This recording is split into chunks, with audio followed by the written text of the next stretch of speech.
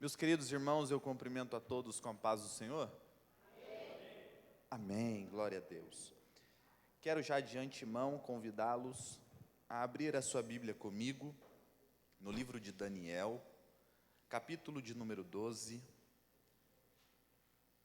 Gostaria também de fazer menção do verso 13, texto a qual temos por base referente a este trabalho em nome de Jesus. Enquanto você procura, eu gostaria aqui de agradecer a Deus pela rica oportunidade de eu poder vir até aqui esta casa, na incumbência de assumir essa tribuna, empunhar esse microfone, pregar para essa juventude abençoada que tem a minha admiração. Obrigado a todos pela recepção e pelo carinho em nome de Jesus. Louvo a Deus pela vida do pastor Aleandro. Obrigado, pastor, por nos permitir aqui estar, pela vida do meu amigo, presbítero Daniel, que Deus continue te abençoando, te honrando na frente desses jovens, a toda a liderança de jovens e adolescentes que aqui se fazem presente. Deus abençoe vocês, amém? Para mim é uma grande honra estar aqui, porque das vezes que eu vim para acompanhar meu pai, meu irmão, também da minha esposa. E hoje estou aqui, pois Deus tem um tempo sobre todas as coisas. E eu me sinto honrado de estar aqui com vocês essa noite. Louvo a Deus também pela vida da minha esposa que me acompanha. É sempre muito difícil para mim pregar depois que ela dá a saudação. É difícil, irmãos. Mas não dá para eu fugir, né? Casei com essa bênção, essa grande mulher de Deus, que Deus tem me presenteado com ela todos os dias. Obrigado, meu amor. Ficou em casa também a nossa filhinha Miriam. Não deu para ela vir, porque se viesse, pensa numa menina pentecostal. É a Miriam. Hoje não pôde, creio que nas próximas oportunidades ela consiga vir e o nome do Senhor seja glorificado acima de tudo. Amém, queridos? O versículo 13 do capítulo 12 do livro de Daniel diz assim: Tu, porém, vai até o fim, porque descansarás e te levantarás na tua herança no fim dos dias. Amém? Ainda sobre os seus pés, quero fazer uma oração que eu tenho por costume, e convido a você a curvar sua cabeça, fechar os seus olhos e levar seus pensamentos a Deus nesse momento. Pai querido, Pai eterno, nesta noite, Senhor, falaremos acerca da sua palavra, do seu evangelho. Pedimos a Ti, Senhor, que a Tua palavra penetre aos corações dos seus filhos que aqui estão. Peço a Ti, ó Pai, que as portas do céu, que as janelas do céu se escancarem sobre esta casa, derramando poder, graça e autoridade ao nosso meio. Que a Tua presença, Senhor, seja notória sobre nós aqui esta noite. Repreendo, ó Pai, qualquer tipo de empecilho que houver espiritual, que tente impedir o Teu agir. Porque eu creio que nesta noite, ó Pai, será um marco sobre as nossas vidas. Será um dia ímpar, preparado e reservado pelo céu sobre nós. Que esta noite, ó Pai, seja uma noite marcante sobre a vida dos Seus filhos que aqui estão. É o que nós te pedimos e já te agradecemos. E você que crê, se assente glorificando o nome do Senhor Jesus. Queridos, adolescentes, jovens, eu preciso muito da sua atenção para que a gente possa entender a mensagem que Papai do Céu tem para nós aqui essa noite. É um pós-congresso, vocês festejaram, celebraram no congresso de vocês.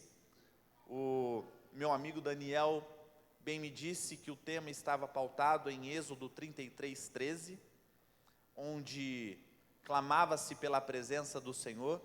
Creio que foram dias especiais sobre essa casa, e eu acredito que Deus tem complemento para nós aqui essa noite. Por que eu requero muito a sua atenção?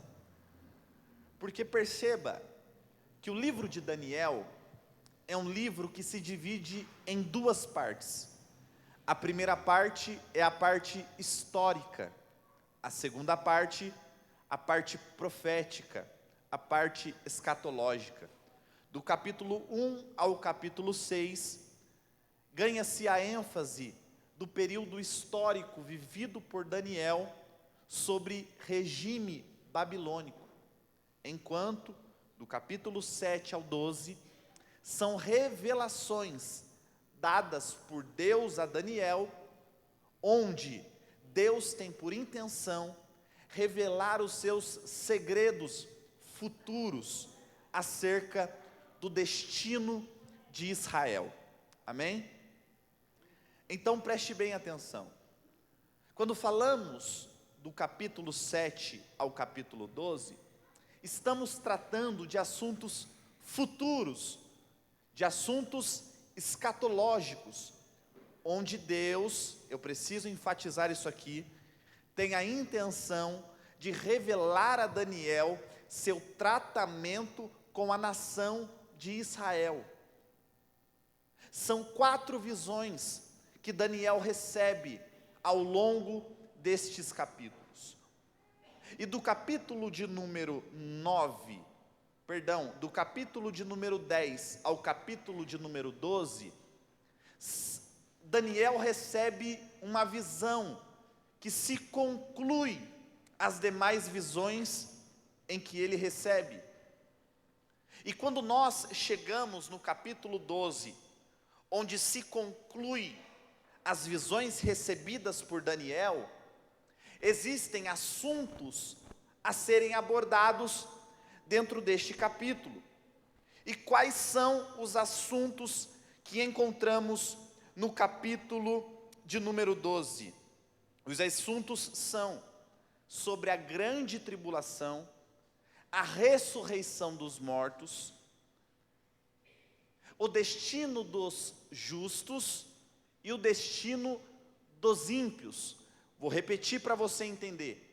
O contexto todo do capítulo 12 é a conclusão de uma visão recebida por Daniel, onde se trata sobre a grande tribulação, sobre a ressurreição dos mortos, sobre o destino dos ímpios e o destino dos justos. Amém? Então, quando adentramos ao capítulo 12, nós precisamos entender qual é a nossa visão adotada para se interpretar o texto.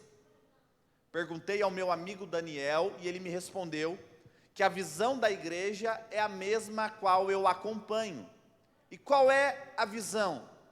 A visão dispensacionalista, pré-tribulacionista e pré-milenista. Essa visão escatológica que nós adotamos para interpretar os assuntos escatológicos sobre o fim do mundo é importante para que a gente entenda qual deve ser a aplicação do texto. Você já vai me entender. Então, quando nós iniciamos a leitura do capítulo 12, nós vamos abordar o período da grande tribulação. Rafael, qual é este período? Este período tribulacional é o período final de todas as coisas aqui na terra, onde Deus tem por objetivo tratar com Israel, trazer juízo e correção a este povo que rejeitou tanto a profecia do Messias quanto o próprio Messias. E quem serão os participantes deste período tribulacional? Eu te respondo. Os participantes deste período são Israel, os que rejeitaram o Messias, e aqueles que não possuem o seu nome escrito no livro da vida. Aqueles que rejeitaram a Cristo e não o aceitaram na terra. O período tribulacional são para estes.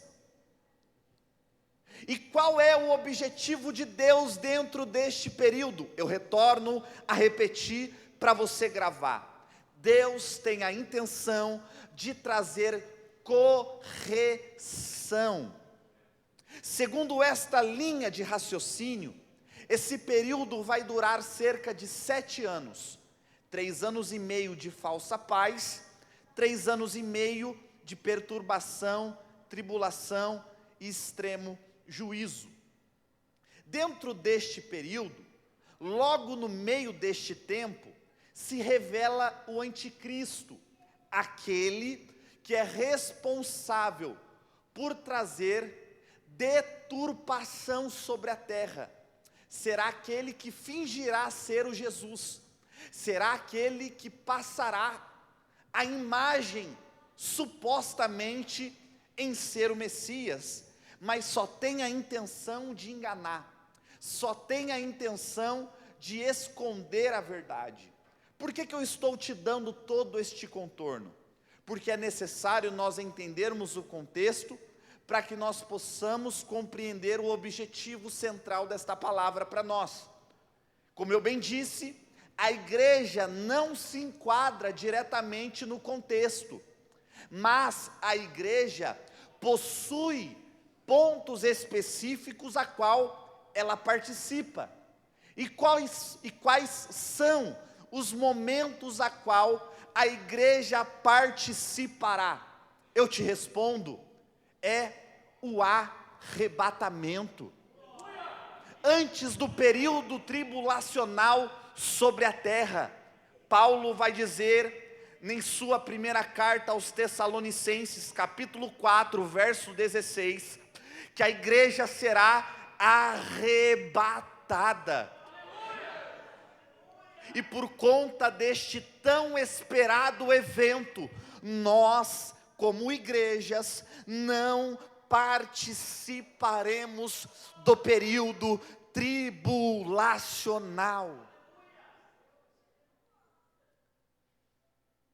Por que nós não participaremos deste período? Eu te respondo.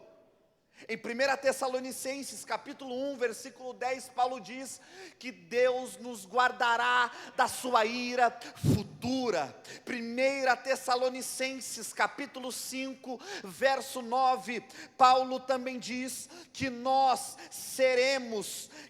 não fomos destinados para a ira de Deus. Paulo, escrevendo também aos Tessalonicenses, ele traz consigo pautas escatológicas, enfatizando que a igreja será retirada da terra antes do dia mau. É por isso que nós enfatizamos o versículo 13 do capítulo 12 de Daniel, que o texto bem diz: tu, porém, vai até o fim, resista, persista, não desista, porque o grande dia chegará para a igreja do Senhor, e na eternidade nós regozijaremos com Cristo ao lado de Deus Pai por toda a eternidade. Aleluia. O que eu vim pregar para alguém aqui esta noite é sobre a glória que te espera na eternidade. Eu sei que é difícil dar glória a Deus, porque eu não estou pregando sobre benefícios terrenos. Eu vim falar de céu aqui para nós aqui esta noite. A esperança da igreja não está em coisas terrenas, não está no que é material, não está no que é físico. A esperança da igreja está no Cristo, que se foi rogar ao Pai para que o Espírito Santo viesse para nós, e consequentemente, através de Cristo, uma morada para a igreja foi preparada, assim como ele disse em João capítulo 14. Abra um parêntese e chama a sua atenção para te inserir nessa mensagem aqui essa noite. É trabalho de jovens e adolescentes, mas foi vocês que escolheram o tema, então você é obediente. A mensagem para nós aqui esta noite é: A nossa perseverança fará com que nós provemos a maior profecia dada à igreja. A sua obediência vai fazer com que você prove da maior esperança que a igreja possui. E qual é esta esperança? A esperança maior da igreja não está no que o homem tem para dar, não está no que a terra tem para oferecer, não está no material, não está nas coisas físicas, está no reino dos céus, porque a Bíblia diz que lá não vai ter pranto de dor, que lá não vai ter tristeza, que lá não vai ter amargura, que lá não terá sofrimento, será uma alegria eterna. Então segura essa palavra em nome de Jesus. Jovens e adolescentes, vale a pena ser fiel ao nosso Deus, vale a pena perseverar, vale a pena seguir firmes, porque no soar da última trombeta, as dores não mais existirão, o sofrimento não terá mais para a igreja, e na eternidade louvaremos ao Senhor para todos sempre.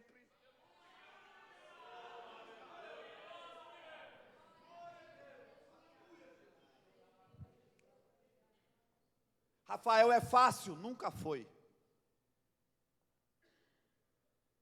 Só que eu chamo a sua atenção para o capítulo 7 do livro de Daniel. No capítulo 7, Daniel recebe uma visão de 4 animais. E esses 4 animais simbolizam 4 reinos.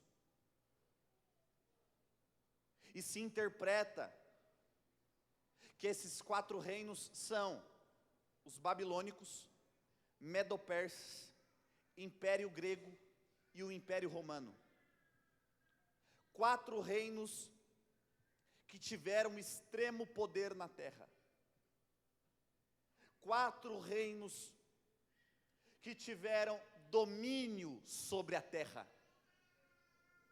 Só que o texto me ensina que todos esses 4 grandes impérios tiveram prazo de validade. Aleluia.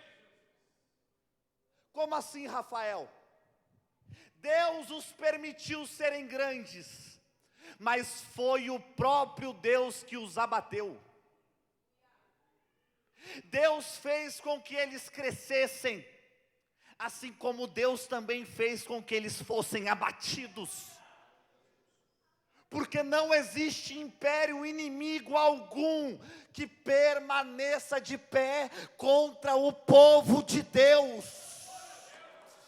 Os opositores ao povo de Deus têm prazo de validade, tem tempo para findar, tem momento para acabar. Então segura essa palavra: nenhum sofrimento é eterno.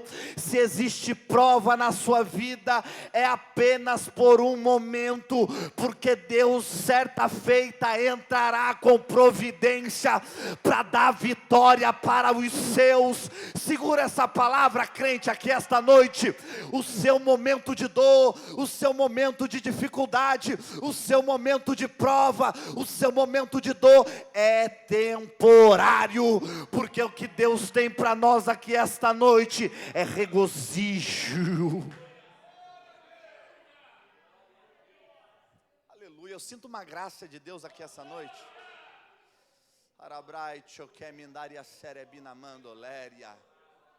Paulo, escrevendo aos Romanos capítulo 8, verso 18, ele vai dizer: todo sofrimento presente neste tempo não se compara com a glória que há de vir sobre nós. Nenhum sofrimento neste tempo presente se compara com a graça que em nós há de ser revelada. Você está entendendo isso aqui? O que Paulo descreve à igreja de Roma é que haverá problema, vai ter dificuldade, vai ter prova, vai ter dia mal, vai ter vento no seu barco, vai ter prova batendo na sua porta, mas nenhum deles se comparam com o que Deus tem reservado para mim e para você. Jesus, certa feita, no Evangelho por João, capítulo 16, verso 33, ele diz aos seus discípulos: no mundo vai ter aflição, tá? No mundo vai ter luta, vai ter prova, vai ter tudo isso, mas tem de bom ânimo, eu venci o mundo. Em mim tenham paz, eu venci o mundo. Eu vou enfatizar isso aqui para você dar uma glória melhor. O que Jesus estava dizendo aos discípulos é que as provas seriam evidentes sobre eles, que os problemas eram evidentes sobre o seu povo, mas Jesus ressalta dizendo: eu venci o mundo. Perceba que o verbo vencer está no passado. O que Jesus estava dizendo aos seus discípulos era: os problemas que há de vir sobre vocês, eu já venci. Eu já tenho vitória garantida sobre o meu povo. Se é para você dar um glória melhor, então lá vai. Não existe problema que possa te parar, não existe prova que pode te destruir, porque todos os problemas, Deus, através de Cristo, nos concedeu vitória. Xarabacando que mindaria cerebinamando léria. Você está entendendo essa palavra aqui essa noite? Deus não te trouxe aqui à toa. Ele trouxe você aqui só para lhe dizer que esse vendaval que você está enfrentando é temporário. Não desista, não solte da mão dele, porque a vitória sobre a igreja é certa. Certa feita eu ouvi que nós somos o único time que entra em uma partida com um placar de vitória já garantido. Não tem prova que a igreja não possa vencer, não tem guerra que a igreja não possa vencer, porque temos o general de guerra ao nosso favor, e ele não nos abandonará. Xarabacando que mindaria cerebinamando léria. Esse é o verdadeiro evangelho. No capítulo 12 de Daniel, o texto diz que haverá ressurreição dos mortos. Um único evento com duas classes de povos. Primeira classe, os ímpios. Os ímpios serão ressuscitados pós-milênio. O milênio é um tempo a qual Deus estabelecerá na terra, através de Cristo, para reinar por um período de 1000 anos pós-grande tribulação. E após o fim deste período, os ímpios serão ressuscitados. E eles serão ressuscitados para um tempo de condenação sobre eles.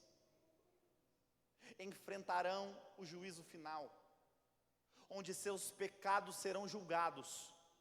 E através deste julgamento, serão lançados ao lago de fogo.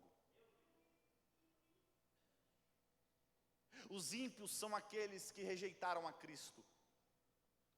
Os ímpios são aqueles que disseram não quando Deus deu oportunidade a eles.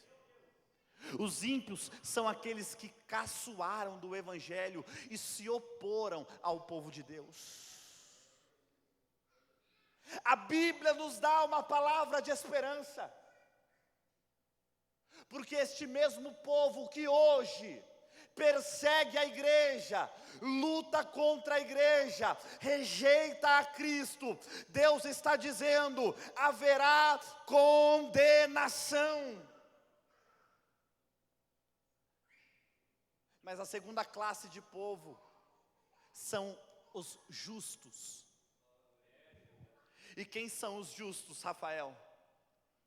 São aqueles que em uma quinta-feira, dia 30 de julho, vêm num culto como esse.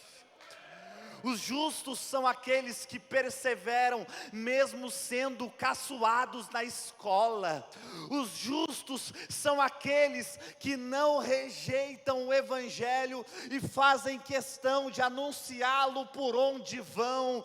Quem são os justos? Os justos são aqueles que não dão ouvido para caluniadores, que não dão ouvido para fofoqueiros, que não dão ouvidos para mentirosos, mas fixam seus olhos na maior profecia que possuem, que é o arrebatamento da igreja. Os justos são aqueles que confiam na promessa e provarão. Orabacando que me daria sé, e provarão de uma eternidade de glória.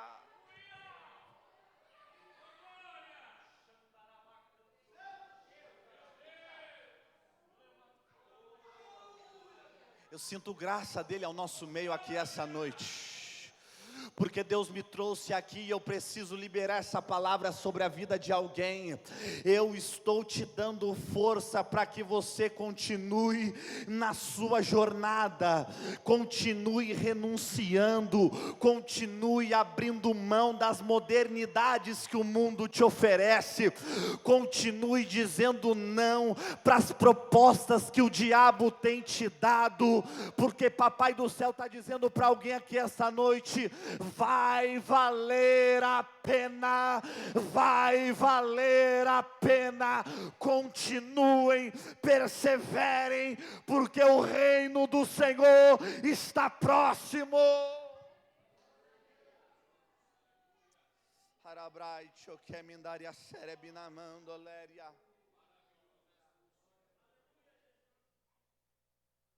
Eu trago essa palavra para você aqui essa noite, que talvez tenha questionado a Deus por muitas coisas. Será que de fato vale a pena? Será que de fato vale a pena eu renunciar às minhas amizades, o meu namoro impuro? Será que vale a pena eu renunciar às propostas que o diabo tem dado para a minha vida? Aí eu te uso, ou melhor dizendo, eu uso o exemplo de Paulo para você. Paulo foi responsável por escrever mais de 50% do Novo Testamento, ao todo foram 13 cartas. No seu período ministerial, foi açoitado, foi apedrejado, chamado de tagarela, sofreu picadas, foi preso, sofreu naufrágio, e a sua única palavra era: o que eu estou passando é por amor ao Evangelho, porque a sua esperança não estava no que os governadores romanos tinham para lhe dar, não, a sua esperança não estava no que o governo tinha para oferecer, não, a sua esperança estava em Cristo. Escuta isso aqui, igreja do Senhor, eu preciso enfatizar este ponto. A esperança da igreja não está na presidência da república, a esperança da igreja não está no STF, a esperança da igreja não está no parlamento, a esperança da igreja é única e exclusiva em Jesus, porque Ele foi o único capaz de vir até a terra, se colocar no nosso lugar, passar por tudo que nós passamos, se sujeitar a tudo, ser caluniado, ser afrontado, chamado de blasfemo, chamado de mentiroso, se colocou em uma cruz, se fez pecado por mim e por você. Isaías disse que transpassado foi por conta das nossas transgressões, mas se dirigiu até a cruz como ovelha muda. Para quê, Rafael? Para que nós tivéssemos a chance, oh aleluia, para que eu e você tivéssemos a chance de um dia de um dia nos encontrarmos com Deus por toda a eternidade, por toda a eternidade.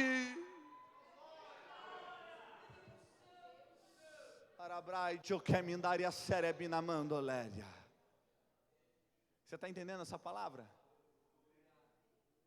Porque se não fosse pela cruz, era para tu estar preso na cachaça ainda, era para tu estar preso nas drogas, era para tu estar preso na prostituição, era para tu estar enganando, mentindo, roubando. Mas Jesus é tão bom, que foi lá no lamaçal do pecado, te resgatou do bar, te resgatou da biqueira, te resgatou do prostíbulo, te deu um banho de misericórdia, te deu vestes novas, te deu um nome, te limpou, te purificou e ainda te deu uma promessa de viver por toda a eternidade com Ele. Ei, filho e filha, ninguém seria capaz de fazer o que Ele fez por você. Então se sinta amado, se sinta amada, porque Ele fez o impossível por mim e por você.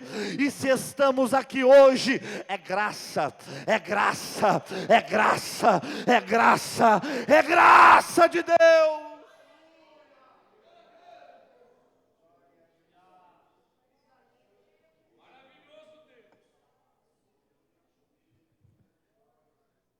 Quando falamos de escatologia, que são os assuntos futuros e proféticos, tanto para Israel quanto para a igreja, é complexo. Em alguns pontos, são difíceis de serem compreendidos. O próprio Daniel, no capítulo 12, verso 8, ele diz que não entendeu todas as coisas, e questionou a Deus sobre isso. E a resposta de Deus foi: esta profecia, ou melhor, estas palavras, são fechadas e seladas até o tempo do fim. O que Deus estava dizendo para Daniel era: nem tudo será revelado, nem tudo é para ser compreendido, porque as coisas de Deus não são para ser 100% entendidas, mas são para ser 100% aceitas. Por que eu falo isso? Porque nós temos um péssimo hábito de questionar tudo que Deus tem para nós. E tem coisa que Deus não vai te explicar. Então, se lhe cabe um conselho, faça. Porque Deus me mostra grandes homens e mulheres aqui nesta igreja, jovens e adolescentes prodígios, que carregam uma promessa linda sobre vocês.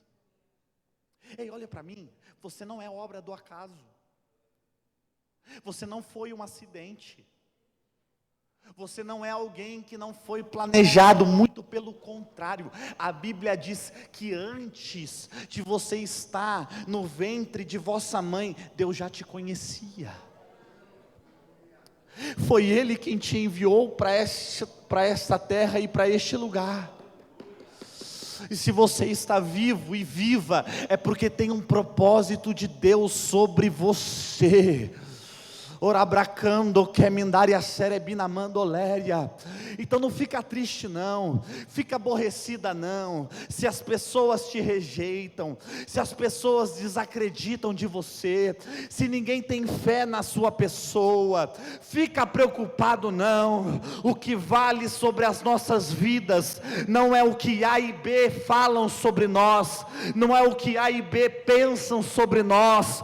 O que tem predomínio sobre nós é o que Deus diz ao nosso respeito, é a palavra que Ele um dia lançou sobre mim e sobre você.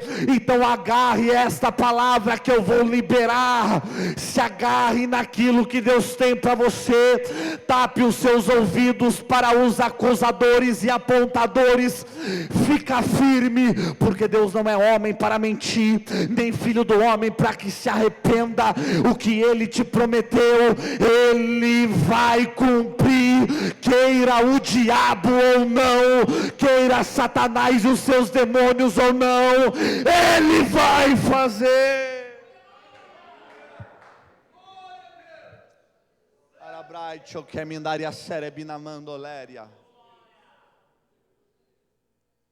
Tu, porém, vai até o fim. Bem-aventurados são aqueles que sofrem, porque estes reinarão o reino do céu, porque estes herdarão o reino dos céus. Jesus, em seu sermão do monte, fez questão de enfatizar que nós precisamos perseverar neste mundo sujo e corrupto.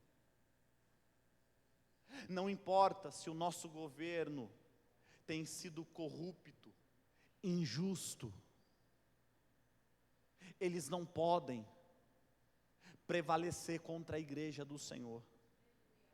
Como fiz menção no capítulo 7 de Daniel sobre os 4 reinos, se aplica totalmente para nós, porque não existe império que prevaleça diante da igreja do Senhor.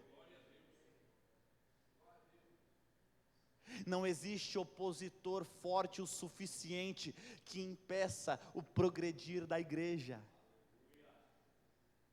Você está entendendo essa palavra? Porque talvez tenha muita gente lá fora olhando para você e dizendo: ih, vai para frente não. Talvez tenha um monte de gente lá fora orando contra, dizendo que você não tem condição financeira, olhando para você e dizendo: ih, esse aí já era. Mas ei, entenda uma coisa, você carrega uma palavra, Deus tem um propósito sobre você, e nenhum reino, e nenhum governo, e nenhum opositor vai impedir o agir de Deus de acontecer ao seu respeito. Se coloque de pé nesta noite em nome de Jesus.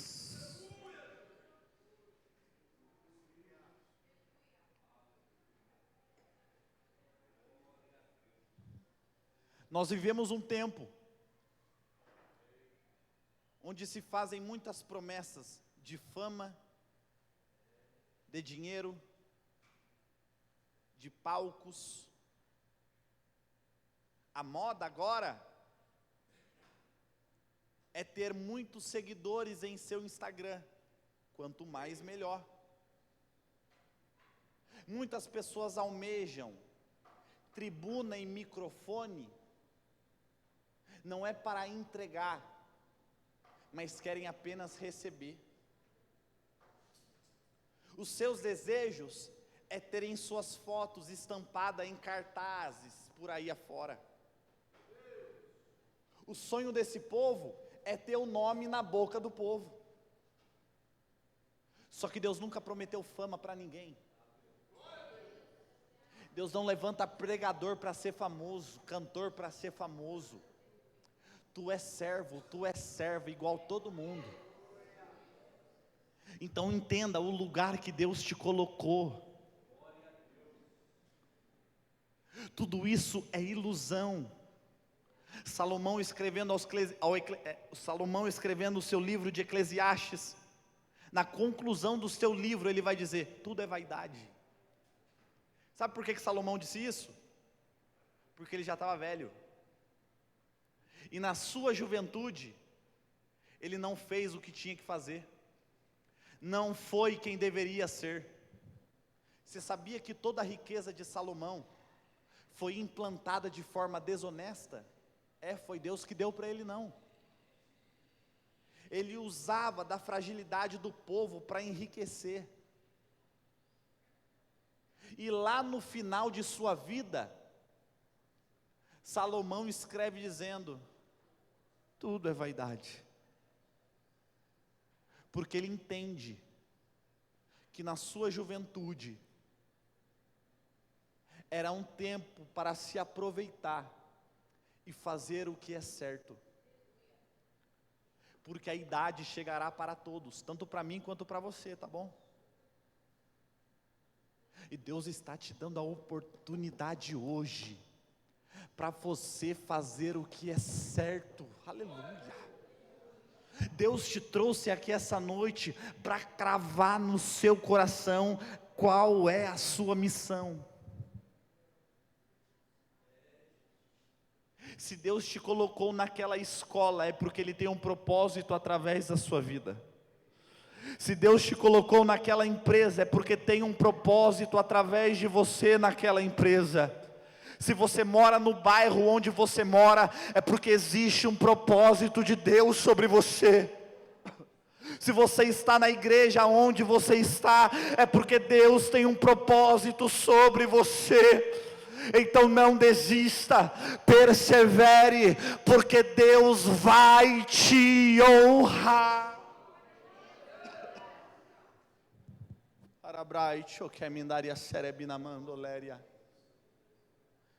Antes de eu fazer essa oração, eu preciso fazer o apelo aqui essa noite. Tem alguém aqui que queira aceitar esse Jesus?